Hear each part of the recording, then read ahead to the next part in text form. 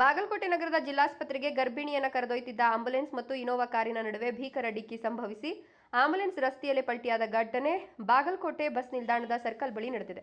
ಜಿಲ್ಲಾಸ್ಪತ್ರೆಯ ಕಡೆಗೆ ವೇಗವಾಗಿ ಹೊರಟಿದ್ದ ಆಂಬ್ಯುಲೆನ್ಸ್ ಮತ್ತು ಕಾಳಿದಾಸ ವೃತ್ತದ ಕಡೆಗೆ ಚಲಿಸುತ್ತಿದ್ದ ಇನೋವಾ ಕಾರಿನ ನಡುವೆ ಈ ಅಪಘಾತ ಸಂಭವಿಸಿದೆ. ಡಿಕ್ಕಿಯ ರಭಸಕ್ಕೆ ಆಂಬ್ಯುಲೆನ್ಸ್ ವಾಹನವು ರಸ್ತೆ ಮಧ್ಯದಲ್ಲೇ ಪಲ್ಟಿಯಾಗಿದೆ. ಈ ದೃಶ್ಯವು ಹತ್ತಿರದ ಕ್ಯಾಮೆರಾದಲ್ಲಿ ಸೆರೆಯಾಗಿದೆ. ಅಪಘಾತ ಸಂಭವಿಸುತ್ತಿದ್ದಂತೆಯೇ ಸ್ಥಳದಲ್ಲಿದ್ದ ಸ್ಥಳೀಯ ಯುವಕರು ತಕ್ಷಣವೇ ಕಾರ್ಯಪ್ರವೃತ್ತರಾಗಿದ್ದಾರೆ. ಪಲ್ಟಿಯಾದ ಆಂಬ್ಯುಲೆನ್ಸ್ನಲ್ಲಿದ್ದ ಗರ್ಭಿಣಿ ಮಹಿಳೆಯನ್ನ ಅತ್ಯಂತ ಜಾಗರೂಕತೆಯಿಂದ ಹೊರತೆಗೆದು ರಕ್ಷಿಸಿದ್ದಾರೆ. ಅದೃಷ್ಟವಶಾತ್ ಯಾವುದೇ ಪ್ರಾಣಾಪಾಯ ಸಂಭವಿಸಿಲ್ಲ.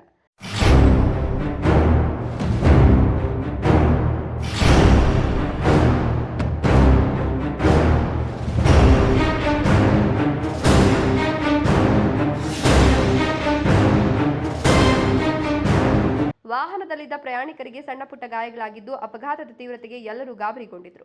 ಘಟನಾ ಸ್ಥಳಕ್ಕೆ ಬಾಗಲಕೋಟೆ ಸಂಚಾರಿ ಪೊಲೀಸರು ಭೇಟಿ ನೀಡಿ ಪರಿಶೀಲನೆ ನಡೆಸಿದ್ದಾರೆ. ನವನಗರ ಟ್ರಾಫಿಕ್ ಪೊಲೀಸ್ ಠಾಣಾ ವ್ಯಾಪ್ತಿಯಲ್ಲಿ ಪ್ರಕರಣ ದಾಖಲಾಗಿದ್ದು ಸಿಸಿಟಿವಿ ದೃಶ್ಯಾವಳಿಗಳನ್ನು ಆಧರಿಸಿ ಮುಂದಿನ ತನಿಖೆ ಕೈಗೊಳ್ಳಲಾಗಿದೆ.